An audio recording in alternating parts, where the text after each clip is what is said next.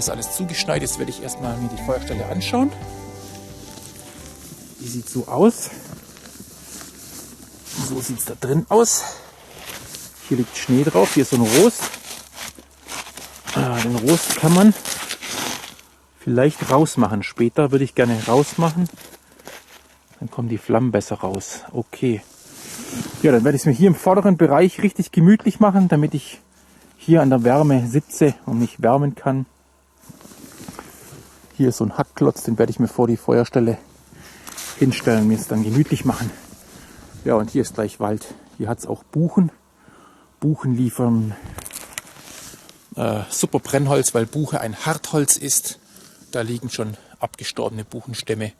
Und dann wird das das Feuer eine ganz andere Hitze geben als wie Fichte. Fichte brennt schnell, helle, lodernde Flammen, aber das Buchenholz, vielleicht kennt ihr das vom Ofen, so wenn er perfekt brennt und so eine leicht bläuliche Flamme, immer so leicht züngelt, so, dann hat er richtige Hitze. Und mal gucken, ob ich das hier auch hinbekomme, so eine schöne Glut. Okay, gut, dann werde ich jetzt noch den Schlafsack dicht machen, euch das nochmal zeigen, wie das aussieht. Das Paket, dann packe ich alles aus. Ja, hier drin ist der Raum von der Hütte. Hier ist eine schöne Bank, die stelle ich mir jetzt hin. Dann breite ich da meine ganze Ausrüstung aus, dass ich alles parat habe. Ja, und dann geht es ans Holz machen. So, dann wollen wir mal schauen hier. Schnee runter.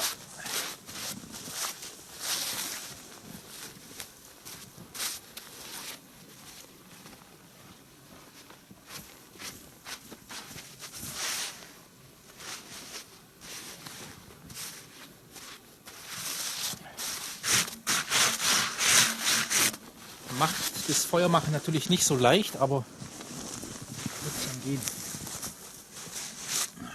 Naja, hier vorne sind riesen Steine drin. Das ist auch blöd. Die sind ja total festgefroren. Da habe ich keine Chance, sonst würde ich hier alles rausräumen und da drin großes Feuer machen. Keine Chance. Jetzt habe ich den Innenraum hier freigeräumt, damit das Feuer sich gut entfalten kann, damit ich auch viel Holz reinlegen kann, damit es auch Glut gibt und Wärme, weil eben ja diese Feuerstelle ziemlich eng, schmal zugebaut ist und die Wärme strahlt nur nach vorne ab oder nach oben. Gut, jetzt werde ich Holz sammeln, werde mir hier so einen Holzboden erstmal reinlegen. Dann habe ich Kienspann dabei, dünnes Anzündholz, ja. Gibt noch was zu tun, muss mich ranhalten, die Dämmerung kommt, also auf geht's. Ja, es hat lang gedauert, das ganze Holz herzuholen.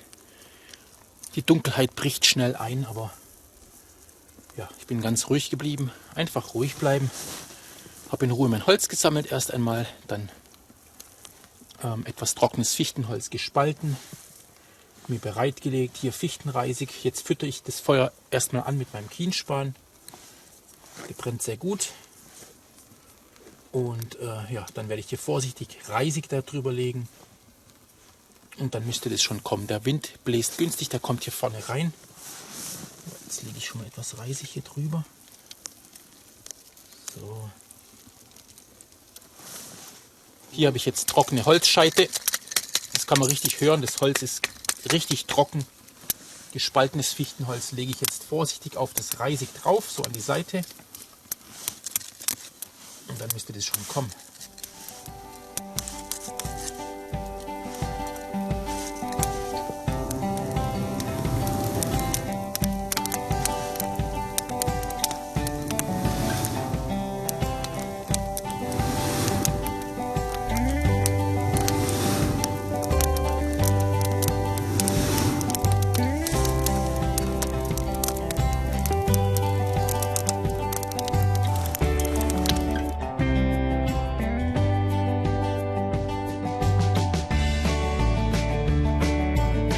Ja, guten Morgen Leute. So, es ist schon ein Weilchen hell und ja, es ist ein wunderschöner Morgen. Heute ist es bewölkt.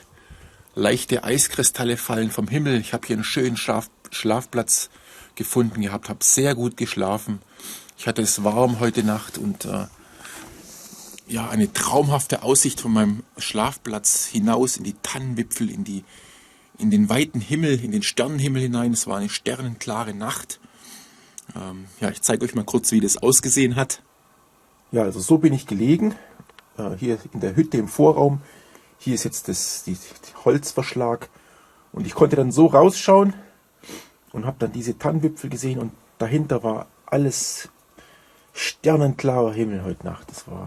Sowas mag ich sehr. Dann liege ich einfach da mit geöffneten Augen und schaue in die Weite hinaus.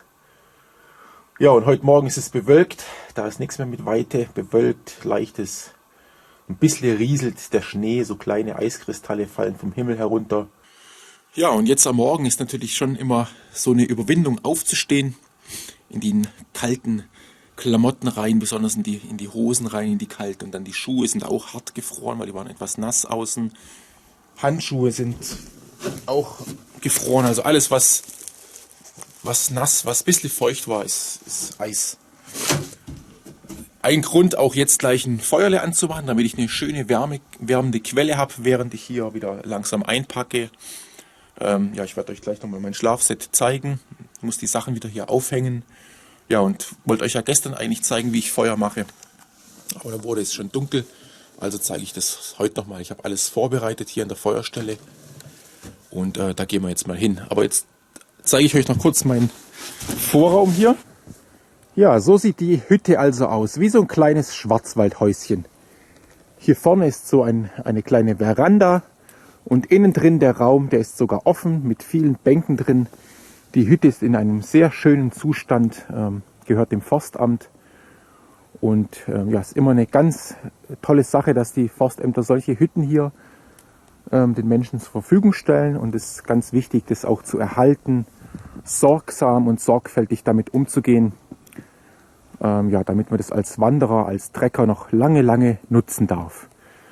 Wie ihr jetzt seht, habe ich hier vorne mein Bascha so als Art Eingang gemacht, weil hier habe ich gemerkt, dass der Wind reinzieht. Also kommt mal rein in die gute Stube. Ich habe hier einfach einen Paracord gespannt, kann das dann hier so aufziehen und zum Vorschein kommt mein Schlaflager. Ja, das kennt ihr ja mittlerweile. Hier mein Biwaksack etc. Was ich gemacht habe gestern ist, ich habe mir eine Wärmflasche gemacht mit der Flasche, mit der Edelstahlflasche, habe die hier in den Socken reingepackt, weil die doch etwas heiß ist und weil ich sie ins Feuer gestellt habe, die Flasche, hatte hier außen etwas, ich sag mal, Teer gehabt, was etwas klebrig war und im Socken konnte ich sie schützen. Ich habe den Socken links rumgedreht und außen kann der Socken von mir aus ruhig etwas schmutzig werden. Ja, und da habe ich jetzt erstens mal morgens noch Wasser. Ich werde mir aber dennoch frisches Wasser schmelzen. Aber ja, ich hätte jetzt noch Wasser und es hat mich auch wunderbar gewärmt. Also diese Wärmflasche, die bringt sehr, sehr viel. Die bringt richtig was. Also am Anfang wärme ich meine Füße immer damit im Schlafsack, weil meine Füße als immer noch kalt sind, wenn ich in den Schlafsack reingehe. Und danach ist mein Rücken dran, weil dann anfängt der Rücken zu frösteln. Keine Ahnung, warum das so ist, aber dann die Nacht über ist mir durchgängig warm am ganzen Körper. Und morgens wache ich auf, schon leicht schwitzig, sage ich mal. Da muss ich noch ein bisschen optimieren.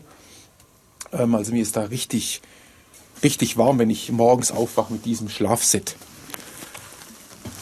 Ja, wie man es vielleicht noch sehen kann, ja, hier ist es noch etwas leicht feucht außen, der Schlafsack. Ist nicht so wild, weil die Hülle hier weitestgehend wasserdicht ist. Das heißt, die Füllung innen wird nicht nass. Dennoch ist es ganz wichtig, dass ich jetzt den Schlafsack aufhänge. Ich werde mir hier einen Paracord spannen im Vorraum und den gleich aufhängen und trocknen. Weil man, ja, es ist zwar Gore-Tex, diese Biwaksäcke, aber ein bisschen Kondensat, gerade wenn man so ein Warmschläfer ist wie ich.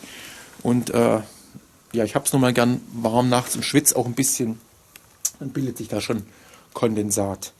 Gut, dann werde ich das jetzt mal machen. Ich werde jetzt den Schlafsack aufhängen, Biwaksack umdrehen, alles abtrocknen, dann meinen Rucksack soweit fertig packen. Ja, und dann gibt es Frühstück und dann geht es weiter. Jetzt geht es wieder Richtung zurück, ist jetzt also der 3. Tag. Heute Nacht werde ich auch nochmal an einem schönen Platz übernachten. Der eine oder andere kennt ihn vielleicht, das ist auch eine Feuerstelle und es ist auch ja, so dann die letzte Etappe dann, und morgen geht es dann wieder nach Hause. Jetzt, heute die Etappe wird nochmal happig werden. Also das war ganz schön anstrengend hierher zu kommen. Ich bin ziemlich weit draußen. Und ja, der Rückweg, es wird nochmal etwas anspruchsvoll werden. Aber das ist das Schöne daran bei so einer Tour. Man hat schon ein paar Kilometer zurückgelegt und ja, ist körperlich aktiv. Ja, also das macht auf jeden Fall einen riesen Spaß.